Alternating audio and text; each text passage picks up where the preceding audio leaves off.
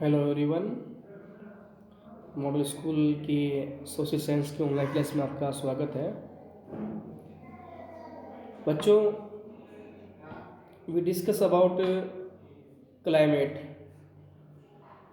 Yesterday discuss about altitude, latitude, distance from sea and ocean current and other activities. तो हमने अक्षांश, देशांतर या विभिन्न प्रकार की जो गतिविधियाँ थी उन पे अपने चर्चा की थी। इससे समुद्र से दूरी वगैरह ये सब हमने चर्चा की है। और आज हम चर्चा करेंगे, we discuss about pressure and winds, यानी वायुदाब और हवाएं या पवनों के बारे में अपन चर्चा करेंगे, समझेंगे, उनके संदर्भ में देखेंगे। तो क्लाइमेट यानी जलवायु की हम बात करते हैं तो उनमें से एक महत्वपूर्ण फैक्टर प्रेशर एंड विंड यानी वायुदाब और पवनें हमको दिखाई देती हैं। देखिए, climate and associated weather conditions in India are governed by the following atmosphere condition, यानी जो भारत की जो मौसमी कंडीशन है या स्थिति है वो विभिन्न प्रकार के अवस्थाएं होती है जो वायुमंडलीय उनसे सम्मिलित होती है। यानी भारत में जलवायु और उसकी जो मौसम संबंधी मंडलीय जो स्थिति बनती है, अवस्था होती है, वो संचालित होती है किनके द्वारा? प्रेशर एंड सरफेस विंड, यानी वायुदाब और धरातलीय पवनों के द्वारा। अपर एयर कैलकुलेशन यानी ऊपरी वायु परिसंचरण and western cyclone distributions and tropical cyclones, यानी जो चक्रवात जो आते हैं, यानी पश्चिमी चक्रवात और विमोक्ष अपन जो विक्षोभ होते हैं या चक्रवात होते हैं उनके द्वारा ये चीज़ें संचालित होती हैं। तो वायुदाब और जो धरातलीय पवनें हैं, ऊपरी वायु है और परिसंचरण तंत्र तथा जो वेस्टर्न साइक्लोनिक डिस्टर्बेंस यानी पश्चिमी जो विमोक्ष बनता है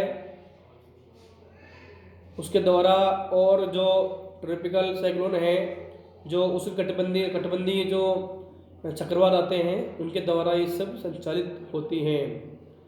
तो देखिए, India is the region, India कौन से रीजन में आता है? नॉर्थन ईस्टर्ली विंड्स, यानी जो एक तरह से जो ट्रेड विंड होती है, व्यापारी पवनें होती है, उन एरिया में भारत की जलवायु आती है। तो भारत उत्तरी पूर्वी व्यापारिक पवनों के वाले क्षेत्र में स्थित है, ये आपको ध्यान रखना है। कौन से में स्थित है? तो नॉर्थन जो कास्ट ईस्टर्ली जो उत्तरी पूर्वी जो पवने हैं उनके एरिया में स्थित है। अब ये जो उत्तरी व्यापारिक पवन क्यों कहते हैं? ये पवने वो होती हैं जो समुद्र में व्यापारिक बोले व्यापार से बनी है, ट्रेड विंड्स, यानी जब समुद्र में व्यापारी जो पूर्व में पहले जहाज से यात्रा करते थे, पानी के जहाज से, तो वो पवने उनको अपनी यात्राओं में सुगमता लाती थी, उनको आसानी, उनकी यात्राएं यानी उनके ट्रेवल्स थे उनको आसान करती थी और अपने मार्ग की ओर ले जाती थी, यानी उसमें तूफान वगैरह कुछ भी नहीं। इसलिए वो पवने जो पवने व्यापारिक पवनी कहलाती हैं, व्यापार के लिए अच्छी होते हैं। कुछ पवनें होती हैं जिससे बहुत ज़्यादा चलती है, वो समुद्र में चक्रवात पैदा करती है, उससे समुद्र तूफान आता है और वो नुकसान करते हैं, तो वो व्यापारिक पवनी नहीं होती, वो व्यापारी के लिए नुकसान होता है, व्यापारी के लिए। तो इसलिए ट्रेड यूनियन जो उत्तर पूर्वीय व्यापारिक पवनें हैं वो चलती हैं। अब देखिए, these wind originate from the sub tropical high pressure belt on the northern hemisphere, यानी उत्तरी गोलार्ध ये जो पवने हैं ये उत्तरी गोलार्ध के उपोष्ण कटिबंधीय उच्च पट्टियों द्वारा उत्पन्न होती है। यानी जो ये पवने होती है जो उत्तरी गोलार्ध में जो उच्च दाब की पट्टियों से जो उच्च दाब बनता है उसके द्वारा ये पैदा होती हैं, ये उत्पन्न होती हैं। दे ब्लो साउथवार्ड, यानी ये जो बहती हैं किधर बहती हैं, ये दक्षिण की ओर बहती हैं। Get deflected to the right due to the coriolis force, यानी ये कोरियस बल द्वारा दाहिनी ओर विपेक्षित होकर कहाँ बहती है, जो अपना कोस्टल इक्वेटर्स एरिया है उस पर बहती हैं। यानी ये कोरियस बल के द्वारा दाहिनी ओर से विपेक्षित होकर भूमध्य जो एरिया है, भूमध्य का एरिया उस ओर बहती और बढ़ती हैं। तो they get affected to the right due to the coriolis force and move toward the equatorial low pressure area, यानी जो भूमध्य का निम्न दाब वाला एरिया है उसमें ये बहती हैं। कहाँ बहती हैं, निम्न दाब का जो एरिया होता है भूमध्य रेखा पर उसकी ओर बहती हैं। Generally these wind carry little moisture and originate and below our land, यानी ये जो पवने हैं अपने साथ बहुत कम मात्रा में नमी मॉइस्चर यानी नमी लाते हैं, आर्द्रता लाते हैं। क्यों, क्योंकि ये स्थल की ओर बहती हैं, है ना, इस वजह से ये नमी कम होती है। इनमें क्या होती है, नमी कम होती है,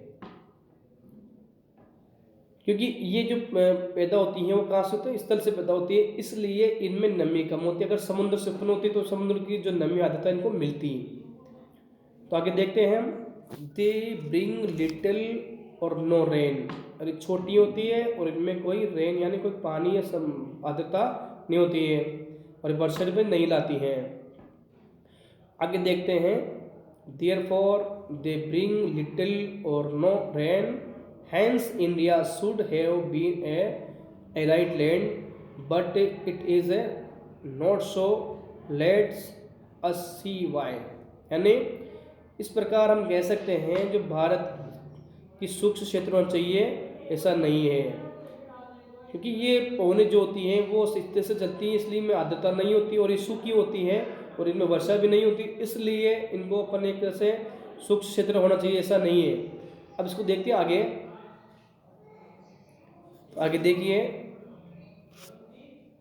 the pressure and wind condition और इंडिया आर यूनिक, यानी भारत की जो जलवायु वायुदाब है और पवन तंत्र है, यानी जो हवा का बहने का जो सिस्टम है वो तरीका है वो एक अद्वितीय है, या उसको अपन यूनिक स्पेशल कह सकते हैं। क्यों, देखिए, during winter there is a high pressure area north of the Himalaya, यानी जब सर्दी का मौसम होता है, ठंडा क्षेत्र होता है, उस समय क्या होता है, ठंडी सूक्ष्म हवाएं दक्षिण से निम्न दाब वाले क्षेत्र में बहती है। यानी कहाँ से बहती हैं, दक्षिण में निम्न दाब की ओर बहती हैं। यानी विंटर का सीजन होता है उसमें क्या होता है, ये हवाएं दक्षिण की ओर बहती हैं। तो अपन देख सकते हैं, इसके अलावा देखिए, cold dry wind below from the region of the low pressure area or ocean of the south. अब गर्मी की बात करते हैं। गर्मी में क्या होता है, जब आंतरिक एशिया और उत्तर पूर्वी भारत के ऊपर निम्न वायुदाब क्षेत्र होता है, यानी जब गर्मी के मौसम में जब मई जून का महीना आता है, अपन देखें मई जून के महीने में क्या तो बिल्कुल वायुदाब कम होता है। वायुदाब कम कैसे होता है, क्योंकि एक्चुअली जब यहाँ गर्मी टेम्परेचर बढ़ता है, हाई टेम्परेचर हो जाता है, तो यहाँ की जो विंड है, यहाँ की जो वायु है वो हॉट हो जाती है, गर्म हो जाती है, वो उस गर्म होकर वो ऊपर उड़ जाती है। ऊपर उठने के बाद क्या होता है, यहाँ वायु की कमी होती है, फिर अपन देखते हैं ना, एज उमस होती है, उमस हो रही है ना, गर्मी बहुत है, ये लगता है वो वायुदाब का ही, यहाँ की जो वायु है गर्म होकर ऊपर उड़ जाती है, तो यहाँ न्यून वायुदाब यानी वायुदाब कम हो जाता है, वायु कम हो जाती है, इसलिए ये एरिया न्यून वायुदाब होता है। अब क्या होता है, अब इसका स्थान लेने के लिए, क्योंकि अगर वो सीट खाली हो गई, सीट पर दूसरा बैठना ही है, तो यहाँ की जो एयर है, वायु है, वो गर्म होकर ऊपर उठ जाती है। अब क्या होता है, जब कोस्टल एरियाज यानी सी है, समुद्र है, दक्षिण की ओर से जो जो पानी वाली हवाएं हैं या ठंडी हवाएं वो उनका स्थान लेने के लिए आती हैं। क्या होती हैं? तो समझिए, तो समुद्र से आती हैं पवनें कब? मई जून के महीने में, क्योंकि उस समय पानी जब वहाँ की जो वायु है गर्म होकर ऊपर उठ जाती है और उसका स्थान लेने के लिए समुद्र की ओर से ठंडी हवाएं आती हैं। तो इसका ध्यान रखना, आपको ये समझना है। न्यून वायुदाब क्या होता है? वायु का गर्म होकर ऊपर उठ जाना, इसके ना वायु कम हो जाना न्यून वायुदाब कहा जाता है। ठीक है, इस चीज़ को आपको ध्यान करना है। तो ग्रीष्म ऋतु में क्या होता है? यहाँ पर इंडिया में जो वायुदाब कम हो जाता है, न्यू वायुदाब बनता है, तो उस वजह से इसका स्थान लेने के लिए नई हवा आती है। वो ठंडी वो कहाँ से आती है? वो समुद्र की आती है। समुद्र से वो कहाँ से आ सकती है? हिंद महासागर से आ सकती है ना। और इस प्रकार से बंगाली खाड़ी भी आ सकती है और अरब सागर से भी आ सकती है। ठीक है ना। तो इस प्रकार से ये हवाएं उठती है और यही हवाएं वर्षा लाती हैं। तो देखते अपन इसको, मैंने इसको आपको समझा दिया है और भी समझा देता हूँ मैं। As well as our north western India, जो दक्षिण पश्चिम इंडिया है, this cause and complete several of the direction of wind during summer.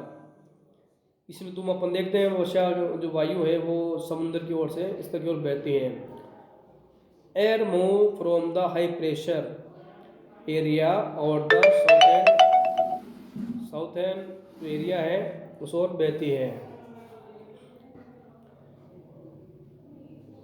In A south ईस्टली direction, यानी जो कहाँ बहती है वो दक्षिणी पूर्वी पश्चिमी, जो साउथ है ये पूर्वी और दक्षिणी एरिया है उसकी ओर बहती है। क्रॉस द इक्वाटर, भूमध्य को पार करते हुए, and term right toward the low pressure area over the India सब कॉन्टिनेंट, जो इंडिया के भारतीय उपमहाद्वीप है उस ओर बहती है।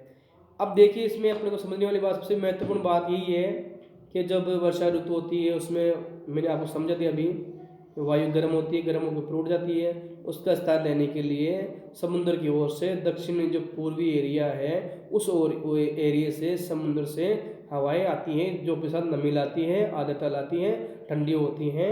उस वजह से ही वो जो भारत भूमध्य को पार करती है, भारत की ओर बढ़ती हैं और इसी से ही वर्षा शुरू होती है। इन्हीं पवनों को अपन क्या बोलते हैं? मानसून पवने बोलते हैं। और इनको आगे जाके दक्षिण पश्चिम मानसून पवनों के नाम से जाना जाता है। ये दक्षिण पश्चिम मानसून के एरिया से आती है, समुद्र की ओर से आती है और ये वर्षा लाती है और इसी कारण से ये पवनें आती हैं तो इसको मानसून कहा जाता है, मानसून का नाम माना जाता है। सबसे पहले मानसून शुरुआत कहाँ से होती है? केरल जो एरिया सबसे पहले मानसून कहाँ टकराता है? भारत में केरल में टकराता है। दक्षिण पश्चिम इलाका है उस इलाके के लास्ट दक्षिण में साउथ केरल में टकराता है। तो देखते हैं, the upper air circulation in the region dominated by the westerly flow and an important component of the flow on the jet stream, यानी इनको अपन इस प्रदेश में क्या होता है? ऊपरी परिसंचरण बनता है और परिसंचरण बनने के कारण क्या होता है? पश्चिमी प्रवाह के प्रभाव में रहता है और आगे जाके क्या होता है? ये एक जेट स्ट्रीम द्वारा का निर्माण करती है। जेट स्ट्रीम के बारे में आगे पढ़ेंगे। तो अभी के लिए धन्यवाद। अगले वीडियो में अपन जेट स्ट्रीम के बारे में पढ़ेंगे।